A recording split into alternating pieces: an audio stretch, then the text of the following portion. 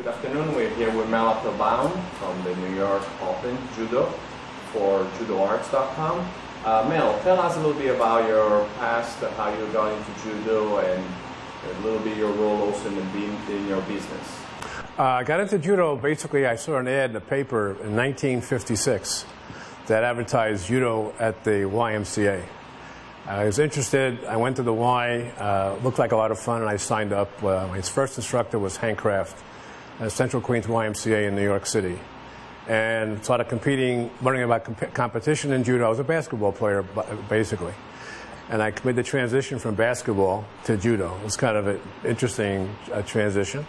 And then I started competing as a white belt, learned a lot about competition, learned a lot from Hank Kraft. Got into high school competition, won the high schools. And then I went to college in Indiana, won the national collegiates. And then continued in competing in national level competition. Competed, my first international tournament was in Albert Hall in London in the World Student Games. And then also in the CNE in Canada, Canadian Championships, and some tournaments in Mexico. Then I got into administration of judo. Became elected as a competitor. I was still a competitor at the time in 1969 as president of the New York Yudanshakai, Judo Federation for the New York area. Did that for 10 years. Then got involved at the same time into refereeing. And that became my passion, becoming a better referee. My goal was I wanted to be a better referee than the referees who refereed my matches. Not that I thought they were biased, but just wanted to be better than they was. So there was a system put in place in the world.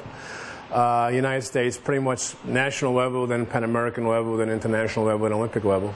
And I achieved all those goals. Refereeing in Barcelona Olympic Games, official in games in Atlanta, Georgia. Refereed in the Paralympics for the visually impaired games. Became chairman of the Referee Commission for the United States for 4 years. Was head of ethics committee for the United States Judo, and been involved with the United States Judo for a lot of years on a high level.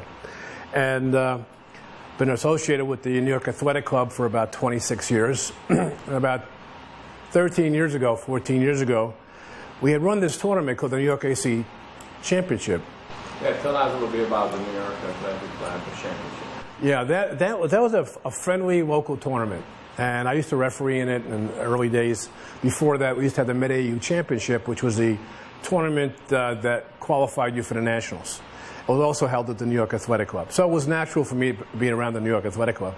But this was a separate tournament, and it was run by the New York Athletic Club Judo Club, which I have become a member of 26 years ago.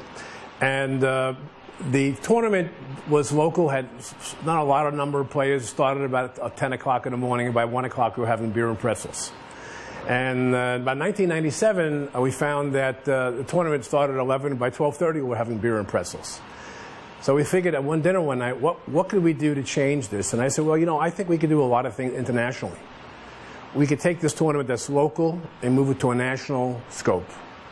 And we started adding teams and coaches and friends that I've had around the world, from Brazil, from France, from Germany, etc., and Uzbekistan, from Romania. I knew all the coaches and mostly through the referees, because I refereed with them around the world, having done the Worlds, Olympics, etc., with these people. And what was really great about it is that they said, we'll come, and they came. So in 1998, we had our first New York AC Championship, which now became the New York Open. So what was your role at that point? Coordination, management? I was tournament director.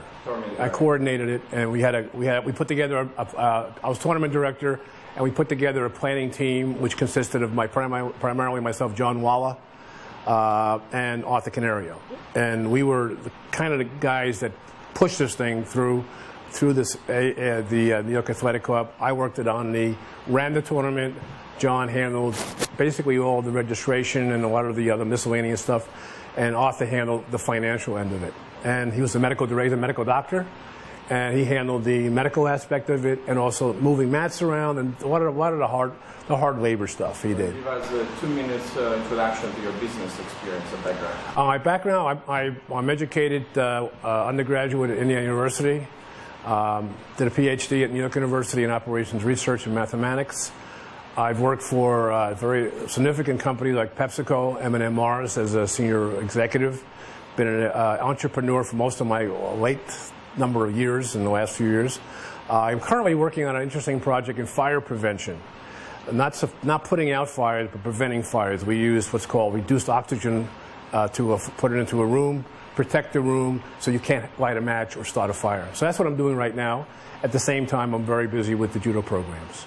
Going back to the competition, what is the short-term goals of this international competition, the New York Open Judo? I think our goal is, we've kind of achieved most of it in a lot of ways.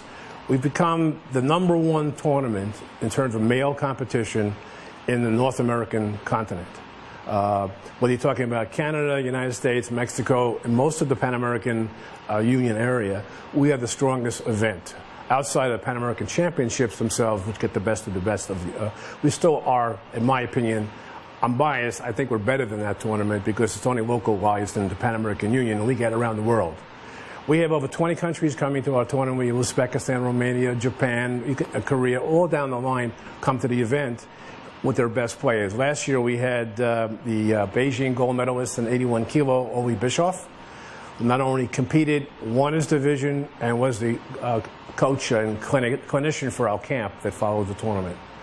So we had an exciting experience with Oli, but we have that same experience now with other players around the world.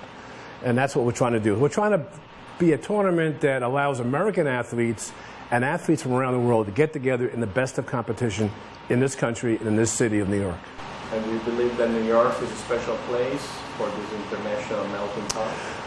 Very biased about New York. I was born here. Born in the Bronx, raised in Queens, educated in Indiana for a while, and then in New York again. I think this is the greatest city in the world. You just got to walk around, and people walk around with their head in the air all the time. They want to see the skyscrapers. Got more activities going on than you can imagine. There's restaurants never stop from being open. Activities going on. Judo is very prominent, especially at the New York Athletic Club. So it's a city where every athlete in the world wants to come visit at least once. And lastly, what's for this coming year? When is going to be the competition, the venue? What's the news behind the New York Athletic Club? Also the availability. Well, this year the New York Athletic Club is having renovation to this gym, so the gym becomes unavailable. And today we signed agreements with Hunter College, which is 68th Street and Lexington Avenue, part of the City University of New York, to use their facilities for the New York Open, which will take place on Sunday, October 17th, 2010, this year. We'll start at 7:30 in the morning and runs right through to finals till about 5 o'clock, and the finals about 5 to 7. It's a one-day event.